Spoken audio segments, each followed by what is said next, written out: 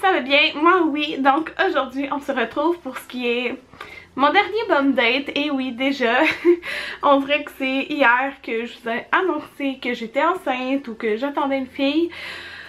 Donc ouais, c'est quand même fou. Je dis mon dernier bum date parce qu'en fait ça englobe vraiment la 35, 36 et 37e semaine, puisque demain je suis à 38 semaines, puis je pense pas refilmer de vidéos comme je sais pas où je vais me rendre premièrement.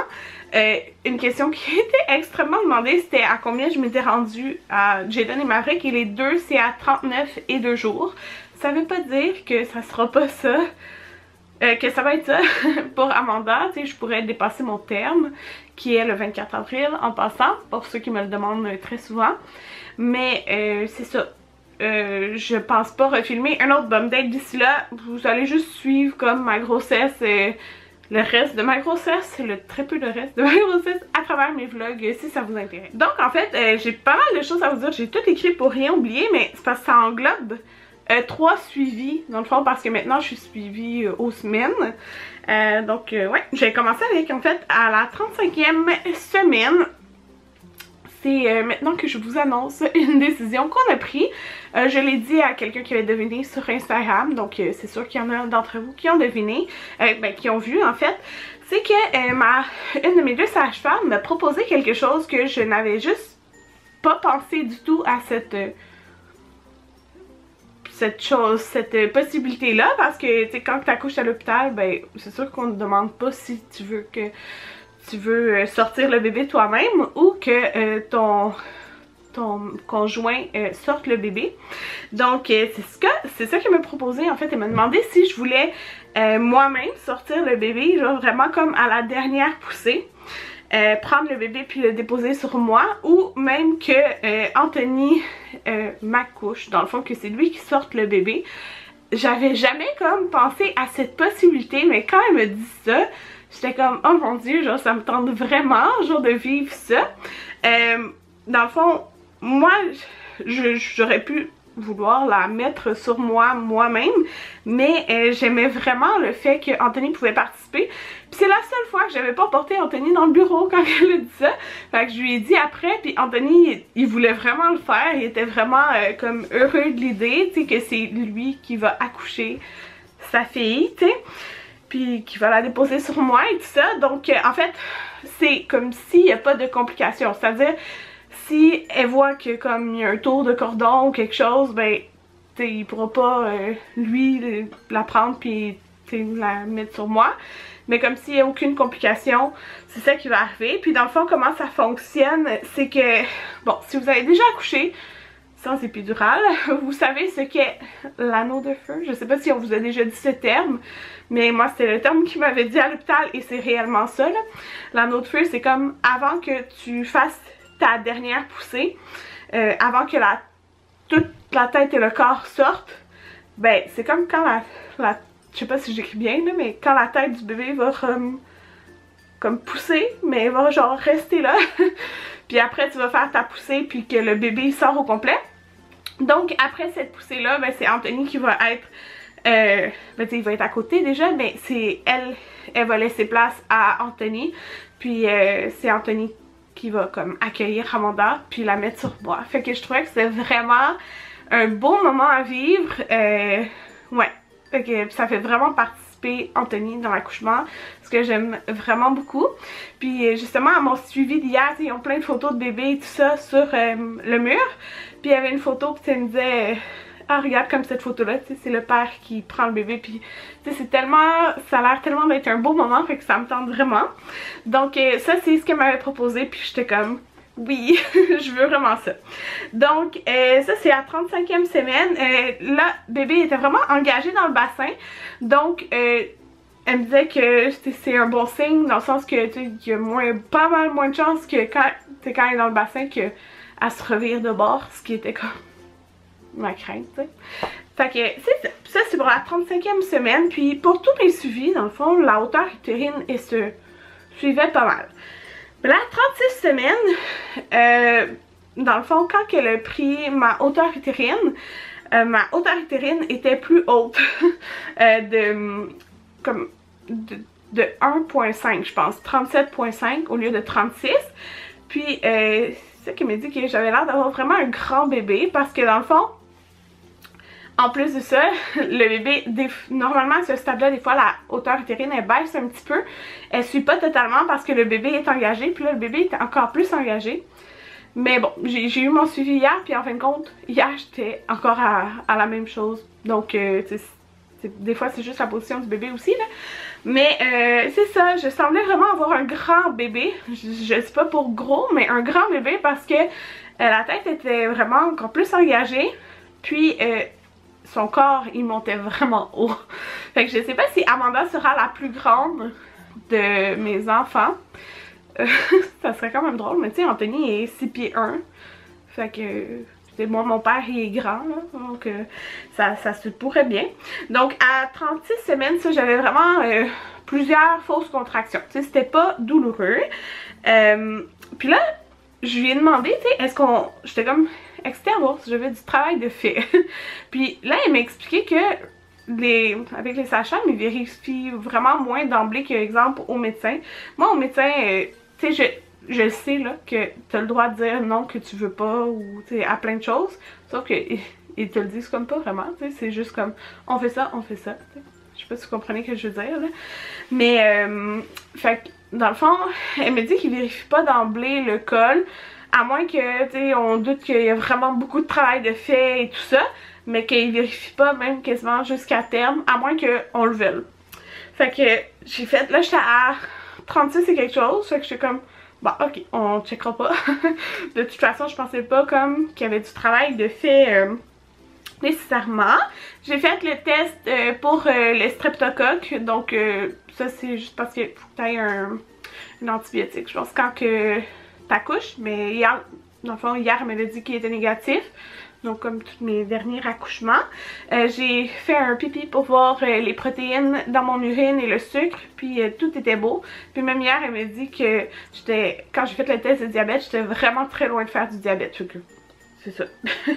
Puis c'est ça pour la hauteur utérine. Donc j'ai eu beaucoup de difficultés à dormir dans les 35e et 36e semaines, tellement que j'ai dû prendre des Tylenol pour dormir à cause de la douleur qui me réveillait, des douleurs au dos. C'était vraiment intense, puis j'aime pas ça comme prendre des Tylenol pour rien, mais j'avais vraiment sincèrement mal, puis ça me réveillait la nuit, puis j'avais de la misère à dormir. Mais c'était pas une douleur de contraction, c'était une douleur comme... J'avais mal là. Mais autour de la 37e semaine... Donc au cours de la dernière semaine, ça s'est vraiment amélioré. J'ai plus de facilité à dormir, ce qui est bien parce que la fin approche, puis tu sais, c'est le fun d'être reposé. Mais ouais, c'est pas mal ça. Donc, 37 semaines et 3 jours. Ça c'est dimanche. Dimanche, j'ai eu un épisode... Là, dans la 37e semaine, j'ai commencé en fait à avoir des contractions, mais comme pas régulier, rien. Puis à 37 semaines et 3 jours, j'ai eu vraiment des contractions douloureuses dans la fesse droite. Au début, je pensais que c'était comme une crampe, tu sais, quand tu fais un faux mouvement puis t'as une crampe, mais non, là j'ai réalisé que c'était vraiment des contractions, mon ventre durcissait à chaque fois et ça s'est comme mis aux 3 minutes environ. Puis ça c'était dimanche et j'ai commencé à capoter un peu quand j'ai calculé, tu sais, ça a duré vraiment comme une quarantaine de minutes, aux 3 minutes à peu près. J'ai été dans le bain, ça s'est calmé, mais c'est revenu après. Puis en fin de compte, ça s'est recalmé. Donc là, j'ai capoté parce que si vous suivez mes vlogs, vous savez que, ben, tu sais, nous, il faut faire garder les enfants, là. Puis la fin de semaine, mon père il travaille, donc c'est vraiment plus compliqué. Parce que ceux qui peuvent garder, ben, ils n'ont pas d'auto. Puis ils habitent à Montréal. Donc, on sait qu'un deuxième accouchement, ça va vite. Un troisième, on sait pas. Fait que, c'est ça. Genre, j'ai commencé à capoter un petit peu. Anthony aussi, il était vraiment stressé. Puis c'est ça, c'est pas arrivé. C'est ce qui était très bien parce que ça me tentait pas, genre, d'accoucher là. Genre, ça me tentait juste pas. Genre, c'était comme pas le moment, on dirait. Puis j'étais comme pas reposée ni rien. Alors voilà ce qui est arrivé, mais ça s'est calmé. Puis là, dans le fond, c'est ça. Le lendemain, j'avais mon suivi avec ma sage-femme, qui était hier. Donc à 37 semaines et 5 jours. Donc là, je lui ai dit que je voulais qu'on vérifie mon col parce que j'ai vraiment eu peur que c'était le jour d'avant que j'allais accoucher. Donc, elle a vérifié mon col, puis elle a eu la difficulté à le vérifier parce que mon col était vraiment postérieur. Donc là, j'ai demandé c'est quoi ça veut dire, fait qu'elle a essayé de me l'expliquer, que dans le fond, c'est comme un col roulé. Puis, dans le fond, la tête, parce que dès qu'elle a comme mis ses doigts, elle a fait comme, ok, la tête est vraiment basse, comme très très basse, là, c'est fou, genre, j'en revenais pas à quel point c'était bas la tête. Fait que comme mon col, il avait comme pas beaucoup travaillé, j'étais environ à 1 selon elle. Comme il a pas beaucoup travaillé, puis la tête est vraiment basse, c'est comme si mon col il était derrière, donc elle a dû aller chercher mon col, puis comme le ramener, c'est vraiment bizarre, en tout cas. C'est un peu comment qu'elle me l'a expliqué. Puis c'est ça, pour comme elle pouvait voir que j'étais environ à 1. C'était comme elle m'a dit que mon col il était mou. Puis mais je sais pas comme si j'étais effacée et tout ça. C'était comme quand même dur à dire. En tout cas parce que c'est ça, mon col était très postérieur. Mais là j'étais comme est-ce que c'est grave? Mais non, c'est que dans le fond dès que je vais avoir des contractions qui vont faire beaucoup de travail, ben le col il revient comme normal là. Fait que c'est ça.